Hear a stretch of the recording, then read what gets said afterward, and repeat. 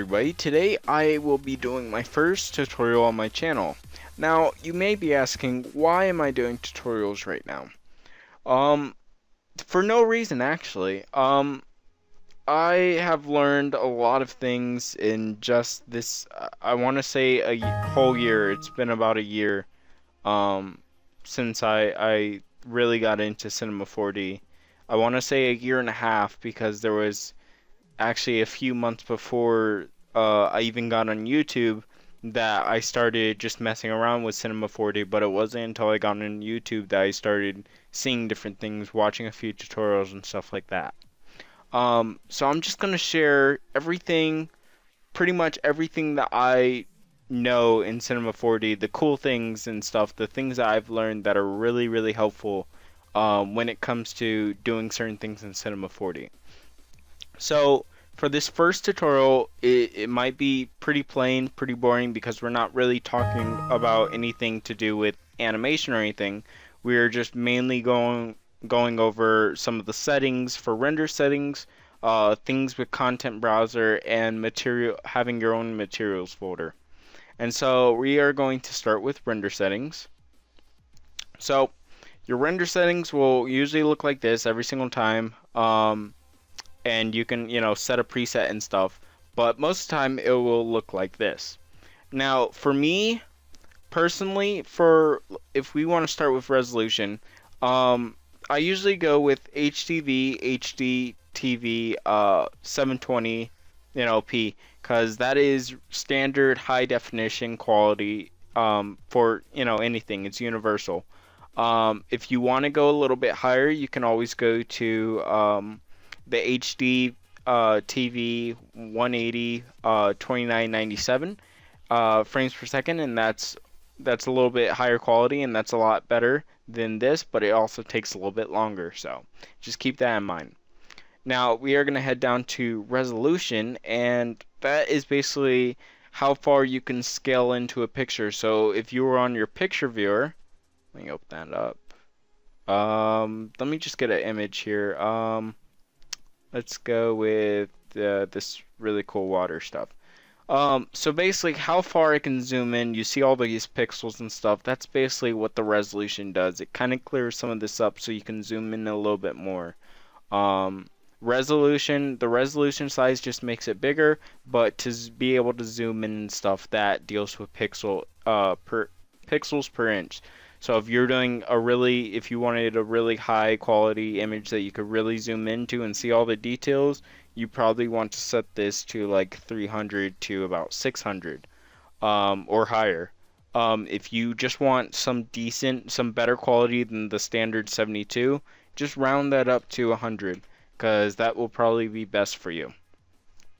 Another thing you want to do is, instead of 29.97, that's probably an extra.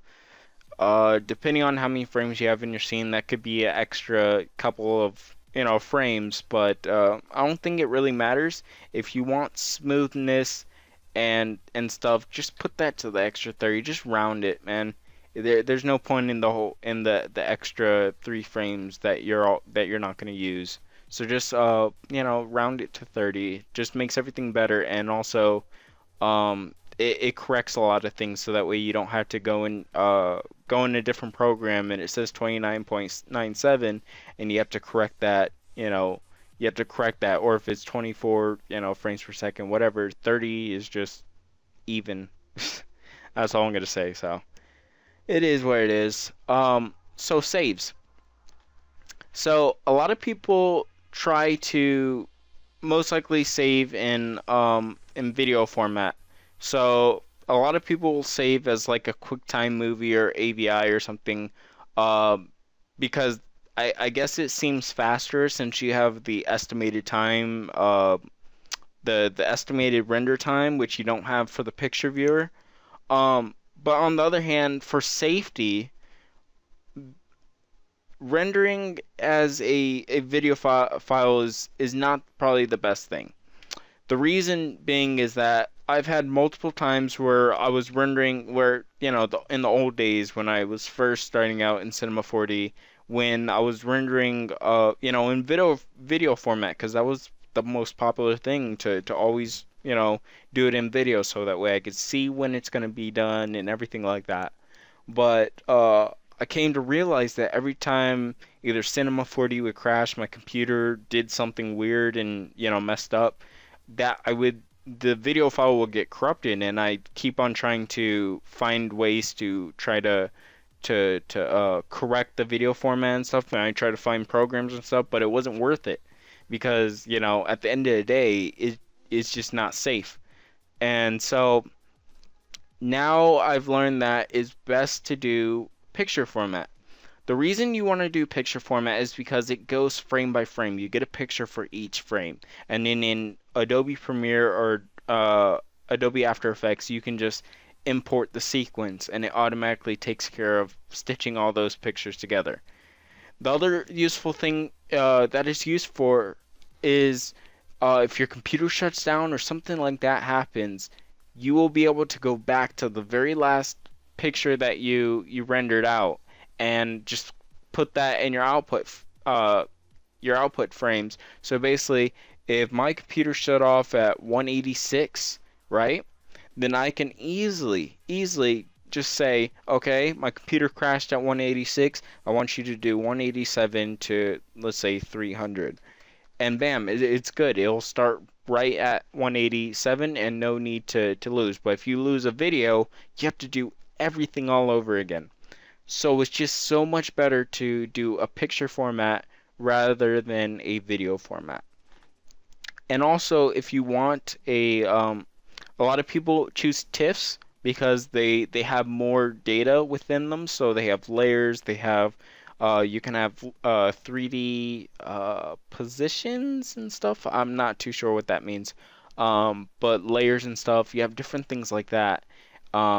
They take up a lot of space, a lot more space than JPEGs do. But if you have the hard drive for it, why not go for it, right? But unfortunately, I don't have, you know, even nearly as much space as I want to. So usually I just save as a JPEG, put that to 100, and you are set. Next we move on to multipass, which is very, very useful, and not many people know about it. You see, or people do know about it, but not many people use it, I should say. Um, I'm gonna select the ones that you should look out for and that you should test to see if you want them, because multipass, the whole thing about multipass is it renders different passes, so shadows and stuff, and I'll give you a quick example in a second, but any kind of shadows that you want, or even what do we have here? Depth, illumination, all that comes in a separate pass, and you can open those into After Effects or something like that, and actually edit each individual pass. I'm sorry about that. Each individual pass separately. And it's just amazing because you can really define how your final product looks at the very end of everything. It's just really, really amazing. So let me demonstrate this by, I will put 0, 0. Oh yeah, that looks sexy. Okay, and then we're gonna just white simple cube. Should we keep it dark gray? I don't know. Let's do my my colors from my channel. Do like a darkish blue. I don't know. I really like blue and white. They look really nice together. Let's turn the specular off of both of these. Get out of my way. There we go. Okay. So now we have this, right? And let's say, well, it looks awful right now, but let's just say that's our image, right? And so we are going to render it. Oops, we don't want that. We are now rendering to 300. We don't want that. Let's set this to render, to not save, and we definitely want the current frame. We don't want all those. There we go. So current frame, right? But now we can go into layer, multipass. Oops. Did I turn multipass on? I think I did. Didn't I? Yes. Oh, we actually, okay, I'll show you really quick. Let's set this to desktop. I'll erase these afterwards. Call it HH. Call this HH. It's weird. Yeah, we'll call them HH. Call this H. Now, I usually put DOF because that's usually depth of field. Usually I put my depth on, and I just have a habit of calling it DOF. You don't really want to call it the same name because then it might confuse when you're importing a sequence. So just put something after it so that way it's something different. Um, okay, let's see if this works now. It's weird. Um, should work or not. I don't know. Anyways, what you're supposed to have is you're supposed to have different layers and stuff. I'm pretty sure. Oh, we didn't set any. My bad. Okay, so for multipass, let's put shadow. Oops, not that. We don't want that. Shadows. Ambient occlusion, because those are both shadows. You want global illumination and your illumination. I'm bunching these up. So you have your shadows here. You have your global illumination there, and then you have your post effects and your depth. If you want that, that's not really needed, but these are the ones that are usually used for shadow and lighting, so that way you can just better correct things. And now, there we go. So now you can see we have all these different passes. We have the ambient occlusion, which we don't have currently. We have global illumination, which we also don't have currently. And we have shadows and illumination.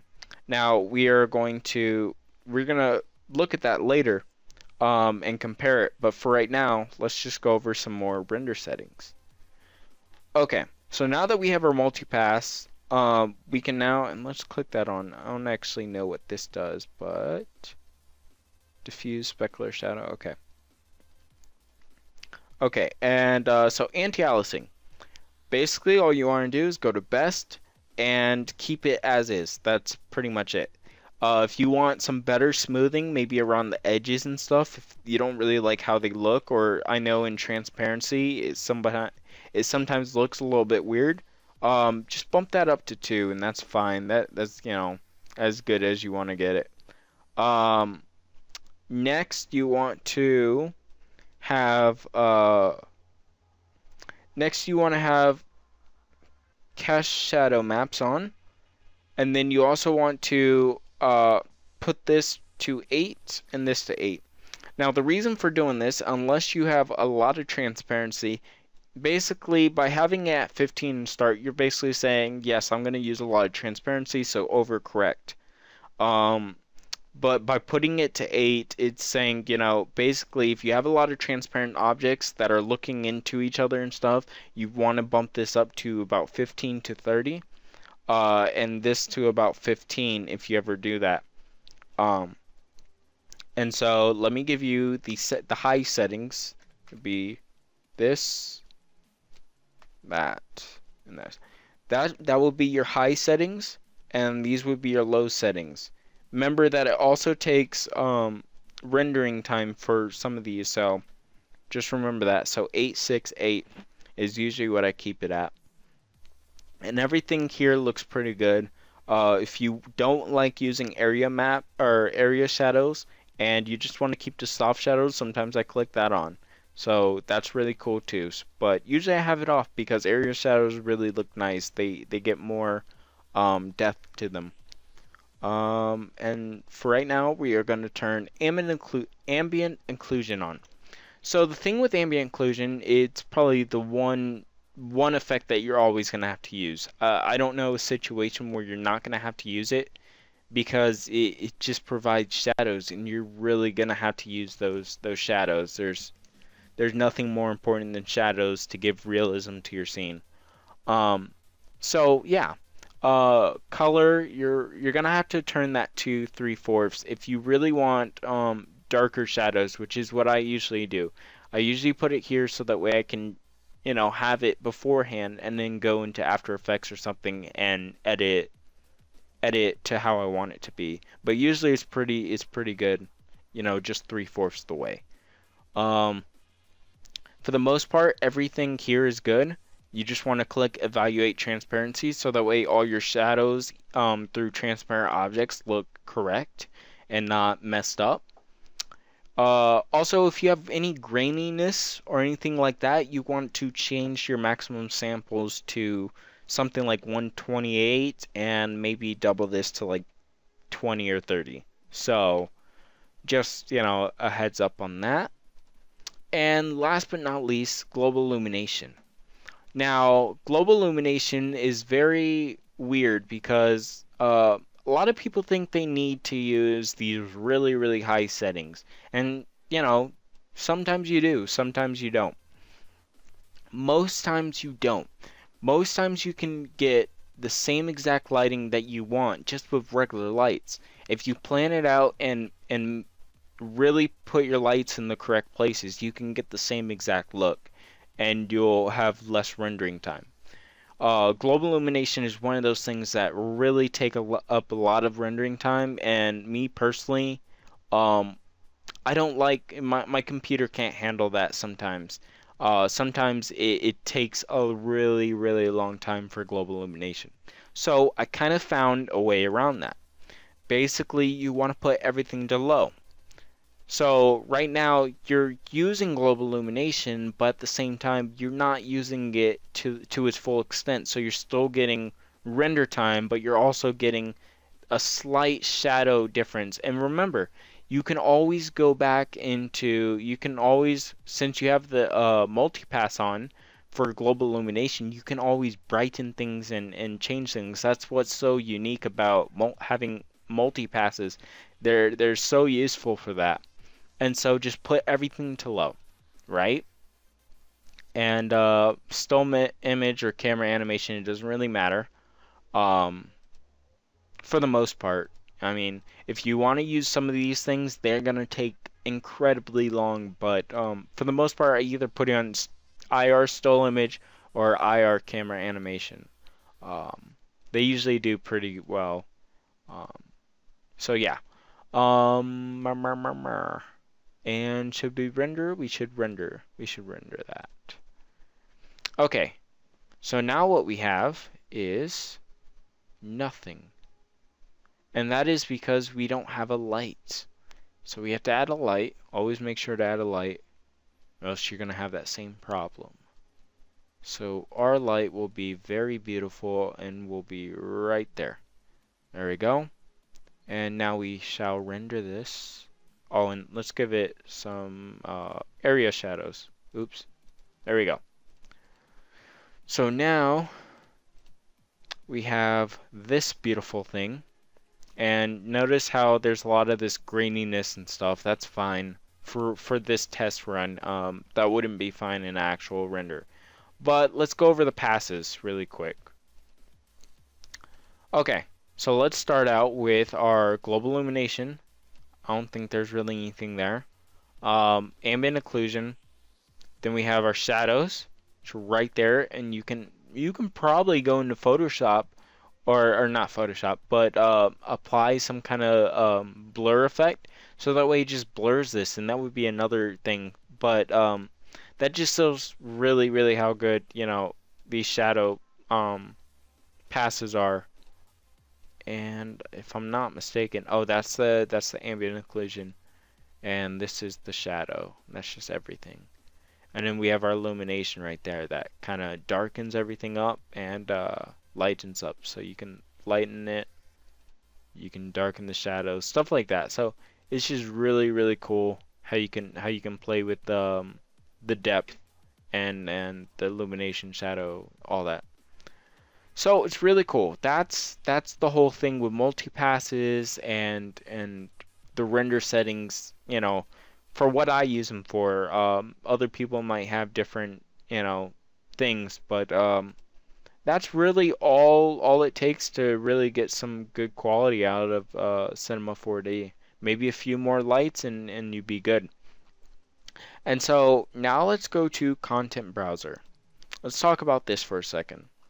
Now you can see that I have some packs and stuff, some different things um, that I've collected over the years, or however long I've been doing Cinema 4D for. But basically, what the content browser is, it's like a suitcase, right? You put things into your suitcase, you use them later, you just store things, and that's basically what the content browser is. It's like a storage facility. Anything that you're probably going to use later, just put it in here. I have a lot of different light presets, environmental presets, camera presets, a sun egg, I guess, um, ghosting, just all this really cool stuff. Grass, mist. Let's just put all this stuff in there. A sky, some water. Let's put that on there. And it's just really cool. So just with a few clicks, now I have something that looks like this. Hopefully you'll show any second. There you go. So now I have something that looks weirdly awesome, I guess. I actually don't know what I did.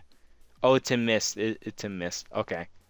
So it's weird, but in a few clicks, I just did that. Better example would probably be to take off this mist and take off this. There you go. So now if I render it, now you can see really what I've done. Actually you can't, but so yeah. I don't know. It's just you could play around with it, but it's a storage facility pretty much.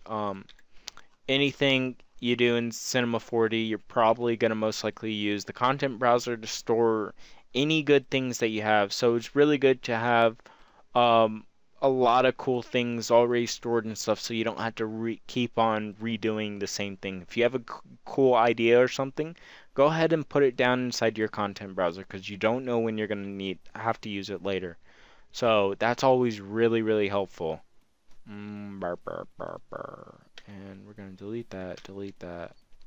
I kind of like the sky. I'm gonna keep it in there. Yeah. Okay, okay. So that's really cool. The content browser is amazing. So go ahead and make a folder in there and start dragging and dropping your stuff in there. Start collecting a lot of things. And lastly, I want to talk about having your own image folder. As you've seen earlier, when I picked what did I do? I picked a water preset for picture viewer.